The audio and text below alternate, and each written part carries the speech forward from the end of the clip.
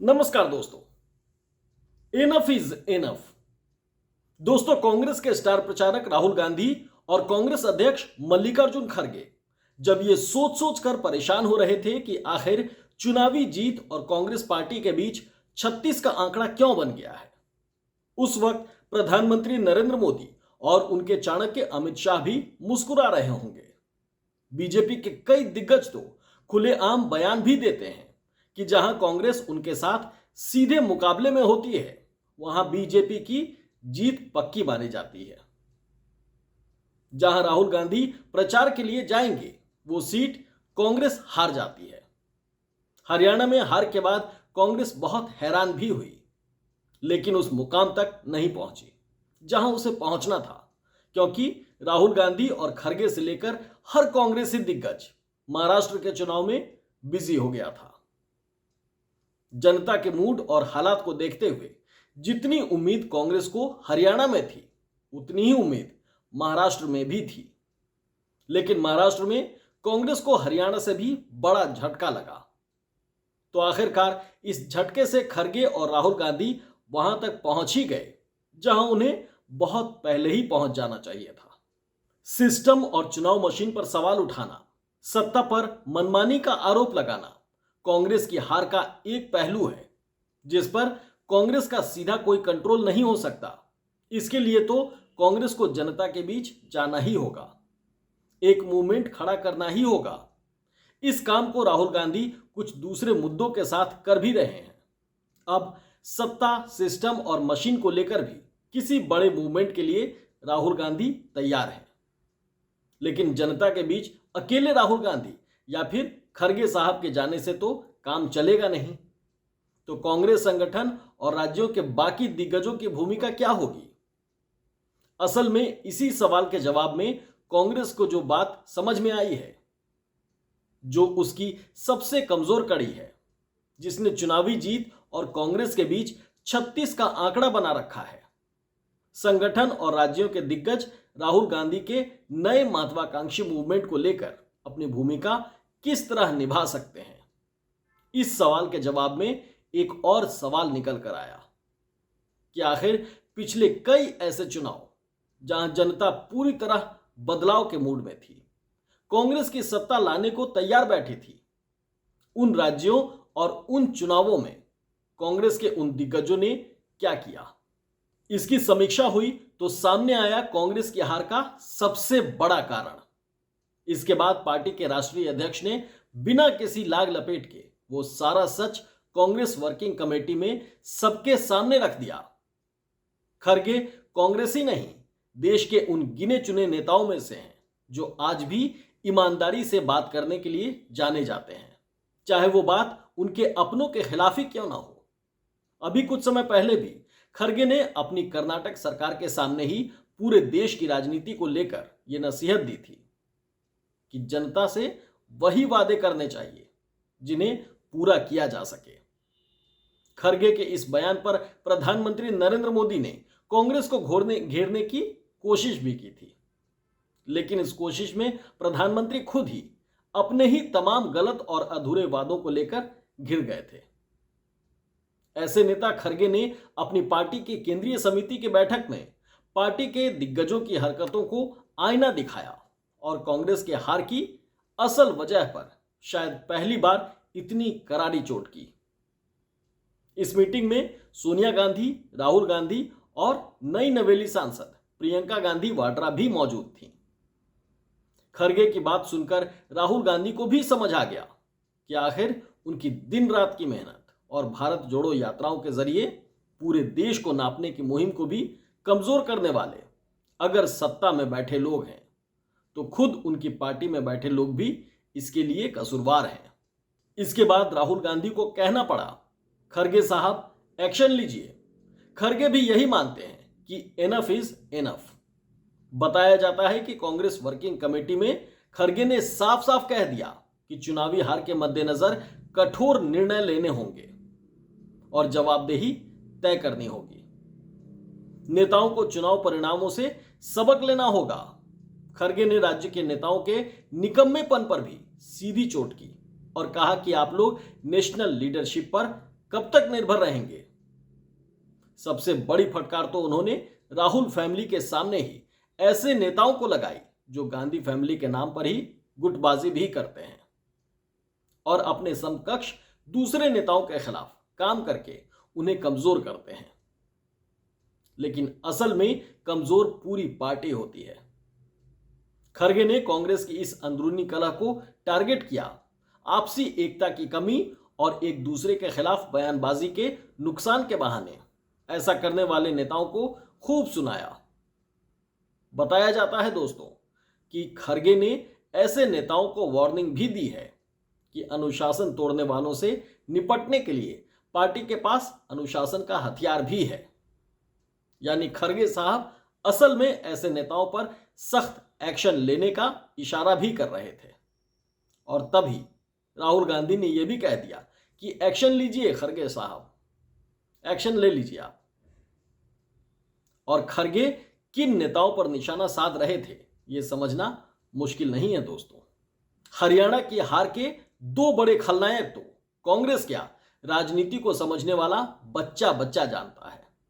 किस तरह भूपेंद्र सिंह हुड्डा, उनके बेटे रणदीप हुड्डा और कुमारी शैलजा के बीच तलवारें खिंची हुई हैं, सब जानते हैं। हुड्डा के करीबी नेता ने चुनाव के दौरान ही दलित नेता कुमारी शैलजा को लेकर जो टिप्पणी की थी, जिसके बाद शैलजा तब तक प्रचार के लिए नहीं निकली जब तक राहुल गांधी खुद उन्हें अपने साथ एक मंच पर हुड्डा के साथ लेकर नहीं आ गए। लेकिन इस टकराव ने कांग्रेस का भरपूर नुकसान किया, खासतौर से उस दलित और पिछड़े वर्ग में जिसके लिए राहुल गांधी पिछले 3 साल से लगातार लड़ रहे हैं, मेहनत कर रहे हैं। बीजेपी यहां तक कि प्रधानमंत्री नरेंद्र मोदी ने भी कांग्रेस की इस अंदरूनी कलह पर जमकर हमला बोला। चर्चा तो शैलजा के कांग्रेस छोड़ने तक की होने लगी थी उस वक्त, याद कीजिए, ज्यादा पुरानी बात नहीं है दोस्तों। इसी टकराव और मुख्यमंत्री बनने की होड़ में अपने अपने गुट के लोगों को टिकट बांट दी गई और दूसरे गुट की टिकट काट दी गई। इसी आपसी मारकाट का नतीजा यह हुआ कि हाथ आती सत्ता से कांग्रेस का पत्ता कट गया। इसके अलावा कांग्रेस चुनाव प्रभारी दीपक बावरिया पूरे चुनाव के दौरान राज्य में नहीं रहे, वो बीमार बताए गए, लेकिन संगठन की ओर से कोई रिप्लेसमेंट नहीं किया गया। क्या यह छोटा गुनाह है? हरियाणा से पहले राजस्थान में मुख्यमंत्री अशोक गहलोत और सचिन पायलट, याद कर लीजिए। छत्तीसगढ़ में मुख्यमंत्री भूपेश बघेल और टीएस सिंहदेव, याद कर लीजिए उसको भी। मध्य प्रदेश में कमलनाथ और ज्योतिरादित्य सिंधिया, उसको भी याद कर लीजिए। सिंधिया तो बीजेपी में ही चले गए हारकर। उत्तराखंड में भी कई मुद्दों पर हरीश रावत का अड़ना, ऐसे किस्सों और ऐसे नेताओं की लंबी कतार लगी है। और हर जगह कांग्रेस के सत्ता में आने के पूरे चांस थे, लेकिन अंदरूनी कलह ने जीत कांग्रेस के हाथ से निकाल दी, दूर कर दी। रही सही कसर उस बातों ने पूरी कर दी जिसको लेकर कांग्रेस सत्ता, सिस्टम और मशीन की गड़बड़ी का आरोप लगाती रहती है।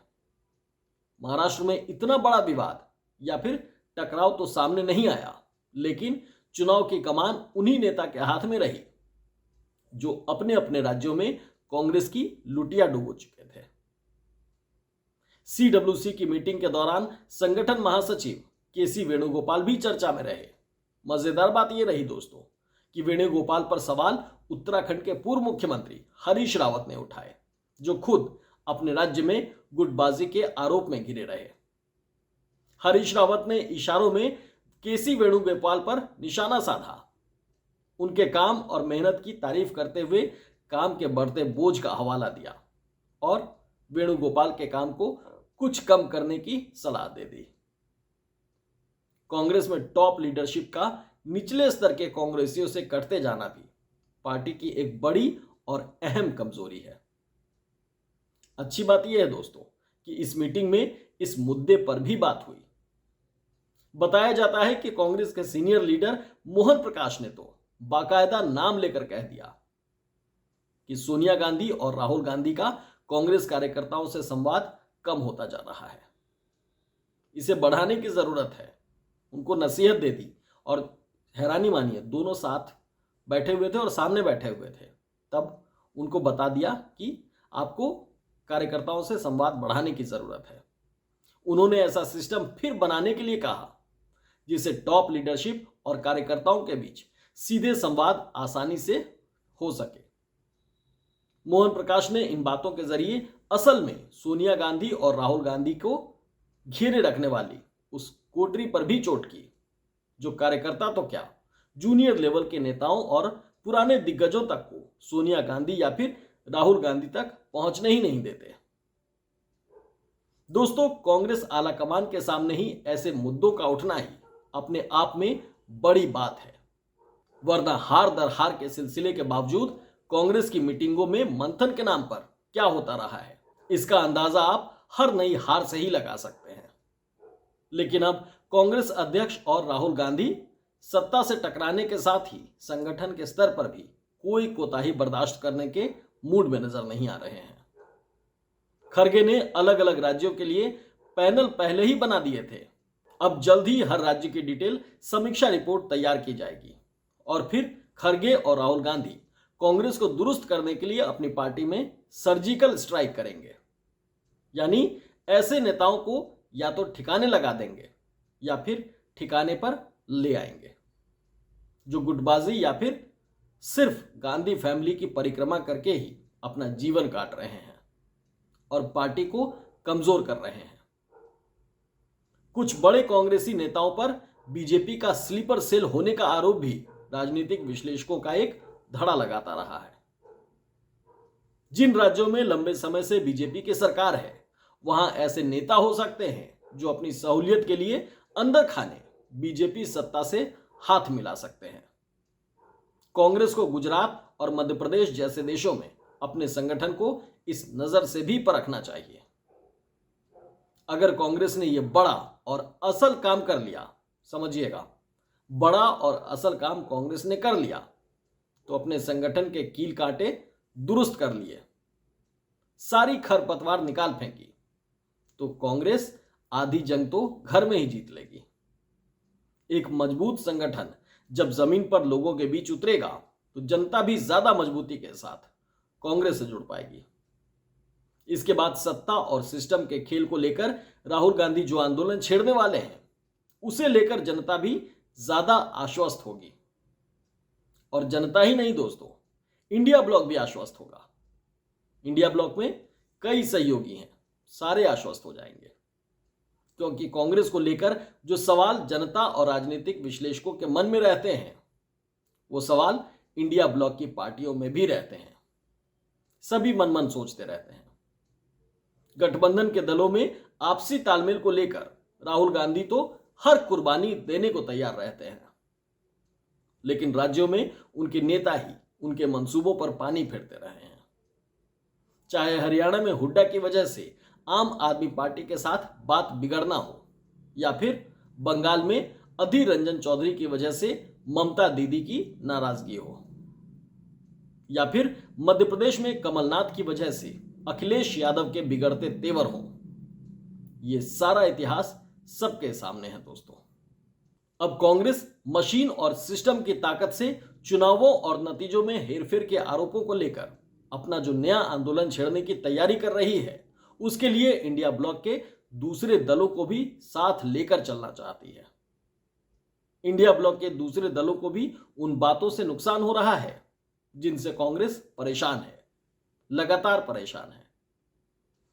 उसके लिए लेकिन पहले कांग्रेस को अपने नेताओं को सही रास्ते पर लेकर आना होगा।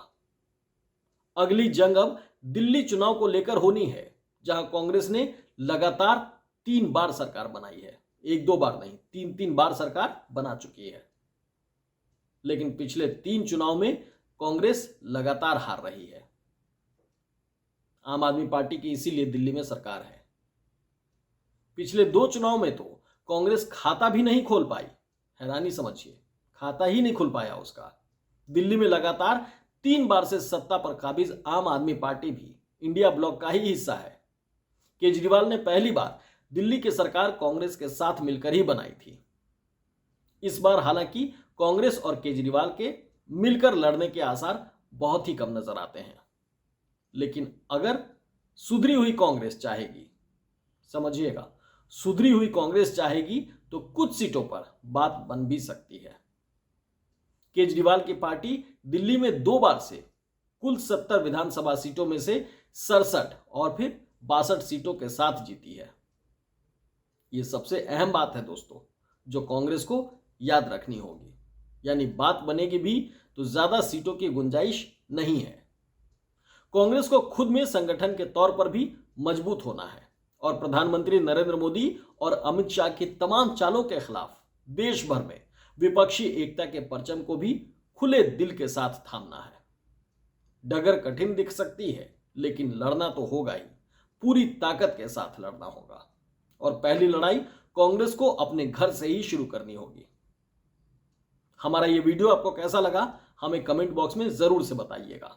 साथ ही एक्सक्लूसिव खबर को लाइक और सब्सक्राइब जरूर से कर लीजिए और बेल आइकन दबाना बिल्कुल भी मत भूलिएगा, ताकि कोई भी खबर अपलोड हो तो आप तक सबसे पहले पहुंच जाए। बहुत बहुत धन्यवाद।